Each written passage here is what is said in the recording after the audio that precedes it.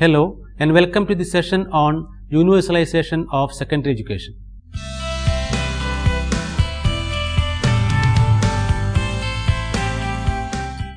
Education endows a man knowledge which is power capable of equipping him with the skills, tools and techniques unknown to him. It is the most powerful weapon that can be used to change the world.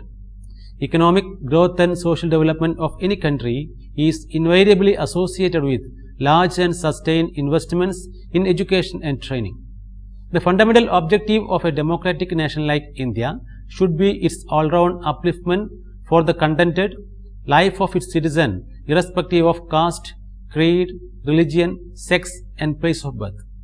Illiteracy of the citizens of the country denies them the fundamental right to life with dignity and freedom. Universal access to quality knowledge and skills ensure that everybody has an equal opportunity to play a full part in work and society. Elimination of illiteracy, therefore, should be the most important step that should be taken in any country. The road to national prosperity and happiness can be achieved by educating and therefore equipping every soul with modern knowledge and skills in every nook and corner of vast country.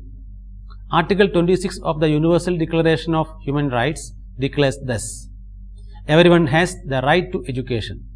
Education shall be free, at least in the elementary and fundamental stages. Elementary education shall be compulsory. Technical and professional education shall be generally available, and higher education shall be equally accessible to all on the basis of merit. For the purpose of convenience, education may be divided into three broad stages: primary education for children at the age of 5 and 11 years, secondary education for children at the age of 11 to 17 years, and adult or further education for students above 18 years. India almost occupies the lowest rank in the human development scale by international reckoning because of the lowest literacy of its masses. It is because of this reason that India had accepted its obligation to provide free education at least in the elementary level for their citizens as a first step to fight this problem. India has included a number of provisions in its constitution which have direct or indirect bearing on education. The Constitution of India gives a few directions and suggestions for the development of education in the country. Right to education is one of the fundamental rights enshrined in the Constitution of India. The articles of Indian Constitution also provide right to education as one of the fundamental rights and relate to the following 7 aspects of Indian education: equality before law, religious instructions, interests of the minorities, free and compulsory primary education, education of SC/ST and other weaker sections, medium of instruction at primary stage, and center-state relation relating to education. Education in India is provided by both public sector and private sector. The control and funding for education comes from 3 levels: central, state and local. Before 1976, education was the exclusive responsibility of the states. The Constitutional Amendment of 1976 included education in the concurrent list. Universal access to education is the ability of all people to have opportunity in education irrespective of social class, ethnicity, disabilities, caste, sex, etc. The first step to this was achieved with initiation of universalization of elementary education, or UEE. Primary education is one of the formative periods in the development of the child.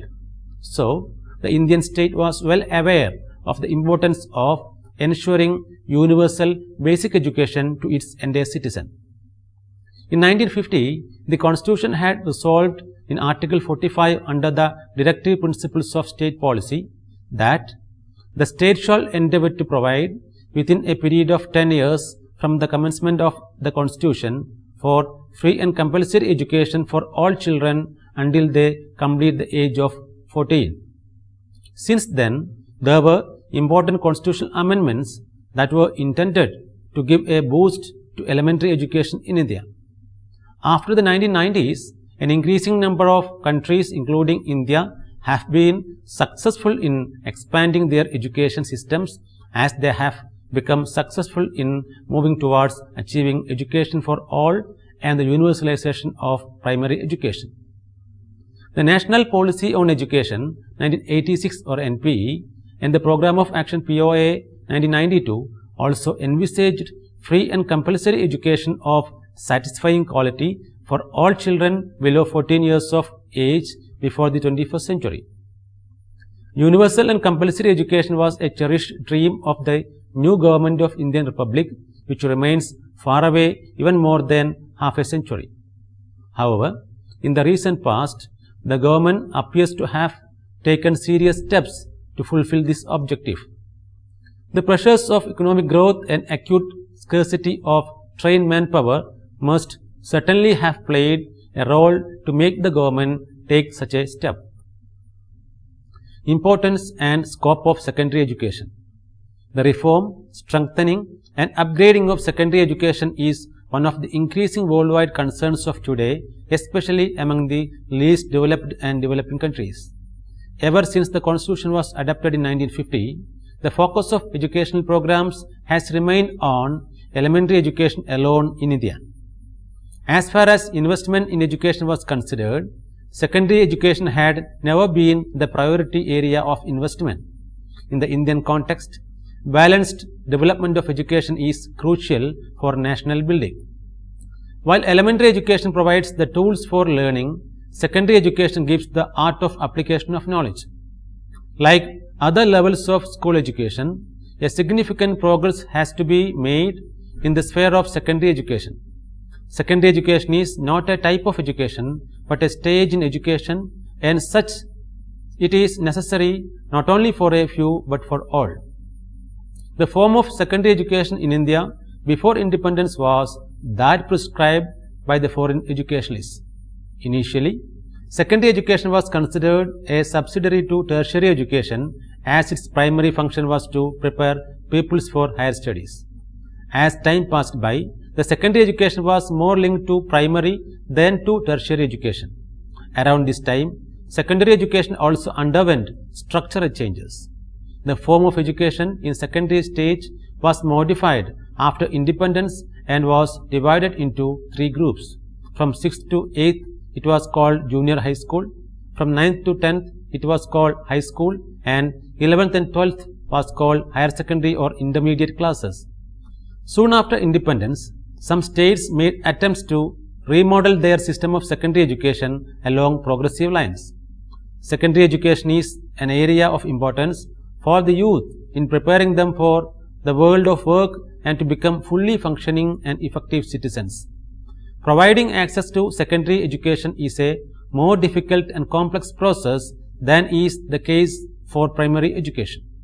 The main reason for this is that it is in the secondary level that specialization of subjects begins. Moreover, there is larger number of stakeholders for this level of education whose views need to be accommodated than in the case of primary education. Another reason is that secondary education is far more expensive than primary education. For several decades, it has been argued that secondary education needs to be expanded both as a response to increased social demand and as a feeder cadre for higher education. Researchers from around the world suggest that secondary education is critical for breaking the intergenerational cycle of poverty in a country. Studies also suggest that secondary education provides huge beneficial impacts on health, helps in raising the marriage age, reduce fertility rate, and improve child rearing practices. It is also argued that investment in secondary education yields considerable social and economic returns, making it crucial for national development. With the increase in the number of Indian children completing their primary education due to universalization of elementary education or UEE, the demand of secondary education has increased. Now, with the effect of globalization, it has been found that India has to generate technical power and develop new knowledge and skills competitive at the global level. The secondary and senior secondary education has a key role in enabling India to achieve this goal. secondary education prepares people in a country for higher technical and professional education. So, India feels that time has arrived to take proactive measures to plan and provide for universalization of secondary education to its citizens. History. The Wood Dispatch of 1854 is considered as the Magna Carta of Indian education. It adopted a new policy towards mass education in India. In British India, the Wood's Dispatch was the first official policy document of the colonial government for public provisioning of education that promoted the growth of secondary education. This document started a new era in Indian education system by clearly defining objectives of education. With the new system of education by the British Crown, which replaced the indigenous network of schools and implemented grant-in-aid policy, helped relatively expand the secondary schooling provisions and acquire the status of aided schools. Later, the Calcutta University Commission chaired by Dr. Michael E. Sattler recommended that improvement of secondary education was necessary for improvement of university education. In India, new thinking on secondary education was started with the Surgeon Report of 1944. It recommended that at the primary stage, all children should have a common curriculum. After this, they should pass on to a stage which should be adequately planned for entry into other occupational spheres. In 1948-49, the University Education Commission, under the chairmanship of Dr. Sarvepalli Radhakrishnan, aimed at investigating the different aspects of secondary education and made important suggestions. The Commission found out that the secondary education in India was the weakest link in the whole structure of education. One of the most important commissions appointed to look into the matters of secondary education in India was the Secondary Education Commission in 1952. The primary objective of the commission was to diagnose the pattern and suggest measures for reorganization and improvement of secondary education. Also known as the Mudaliar Commission, it recommended to develop a 3-year national system of secondary education after 8 years of primary education. The Commission formulated the 4 main aims of secondary education: training of character and developing qualities essential for citizenship in a democratic social order, improvement of vocational efficiency, development of personality and training for leadership. A commission under Dr. S. Kothari advocated for restriction of unplanned and uncontrolled expansion of secondary education. The commission found that such a practice deteriorated the standard of education system as a whole. It was Kothari Commission that suggested vocationalizing the secondary education. Thus, through appointment of various commissions and committees, the secondary education in India underwent several changes. The National Policy on Education, or NPE, of 1986 subsequently reiterated the views of Education Commission to implement a 4-year secondary education system across the states and the union territories. This policy emphasized improving equitable access to secondary education and the enrollment of girls, SCs and STs, particularly in science, commerce and vocational streams. Universalization of secondary education. Even after visible progress in secondary education, regional, gender and social disparities in access and participation continue to be a major concern. Although share of girls in the total enrollment at secondary stages has increased substantially, there still exists wide gap in participation of boys and girls. Relative to other social categories, the participation rate of SCs and STs in secondary education continues to be low. High wastage and low levels of learning achievement still plague the school system.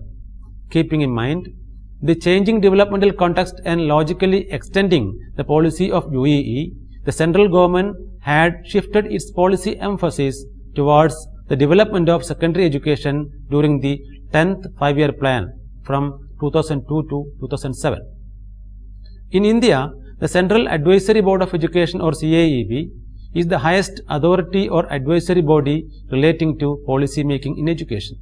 It allows a forum for the concurrent responsibilities of education at the central and state level to evaluate and envision policies and programs for future implementation. After the SSA program, the government launched a plan for secondary education entitled Scheme for Universalization of Access to Secondary Education or SUCCESS. In 2004, the CEC constituted committees regarding the preparation of a blueprint for the universalization of secondary education or USC in India. The CEC Committee on Universalization of Secondary Education recommended that each state should develop norms for USC keeping in view the common national parameters as well as state-specific parameters. CEC also recommended the states to develop their medium-term perspective plans for USC, go for decentralization as the main approach to planning and implementation of USC.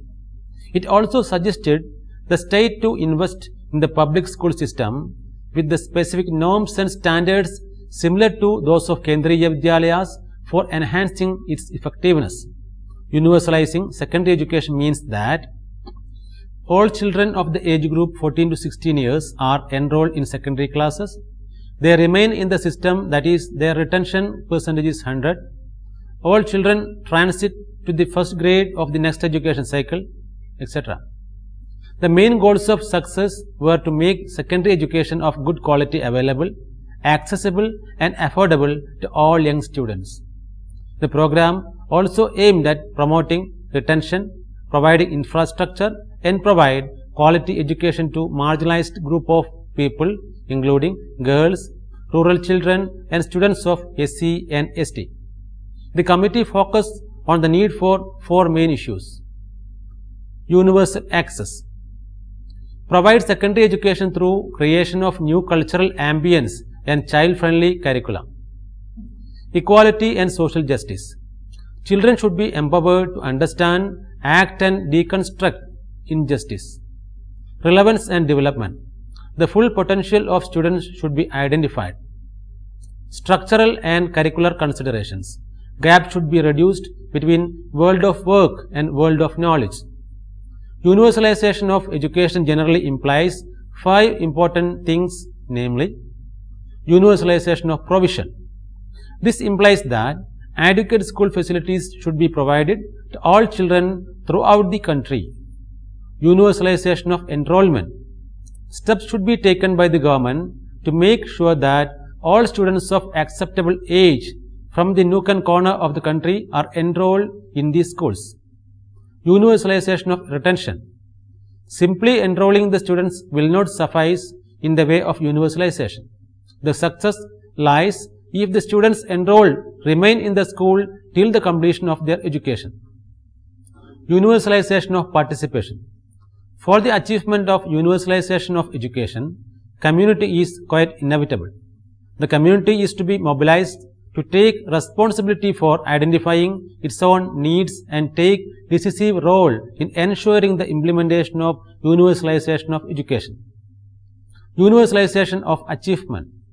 For the success of universalization of education, the students is to be ascertained.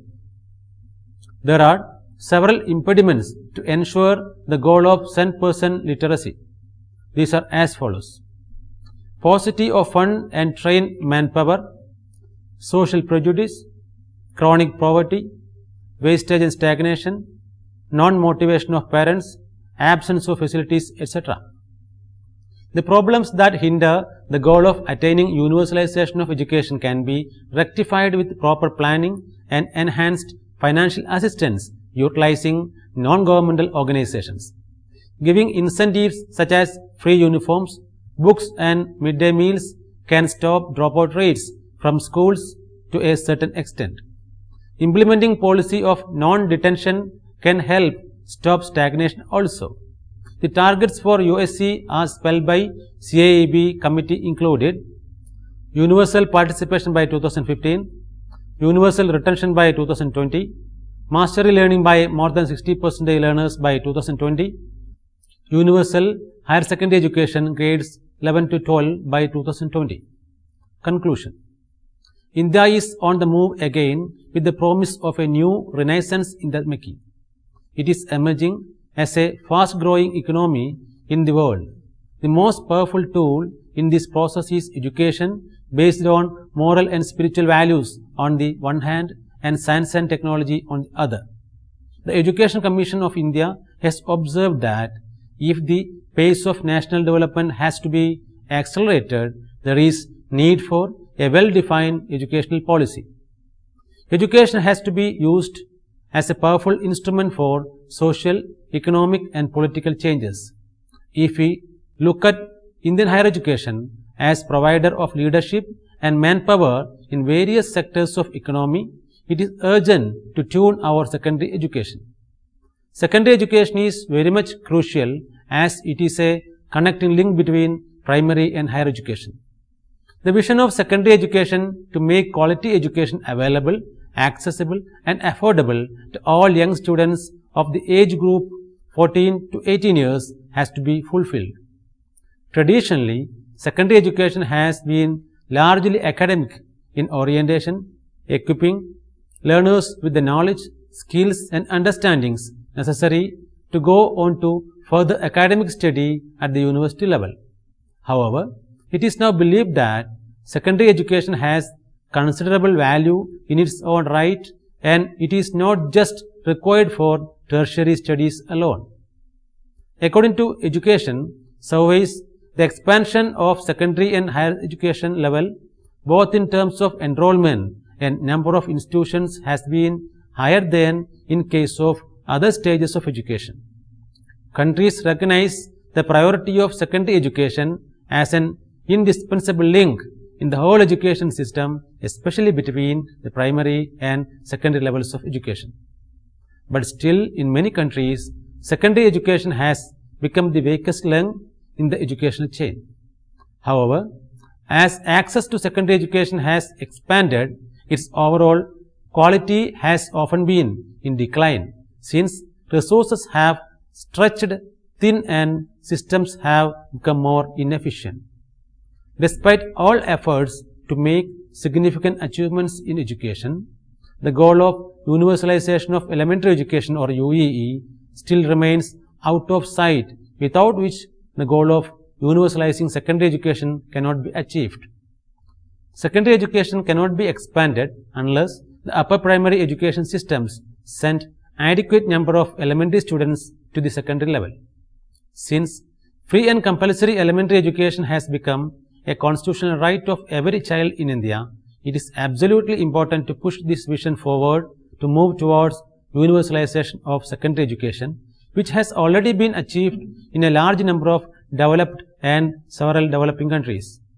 Let us summarize what we have discussed so far. Education plays a very important role in determining a country's economic growth and its people's standard of living. Economic growth and social development of any country is invariably associated with large and sustained investments in education and training. It is because of this reason that most of the countries in the world have accepted their obligation to provide free education, at least in the elementary levels, for their citizens.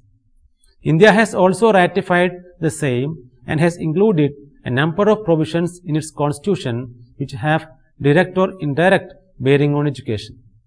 Elementary education provides the tool for learning, whereas secondary education teaches the ability to use them.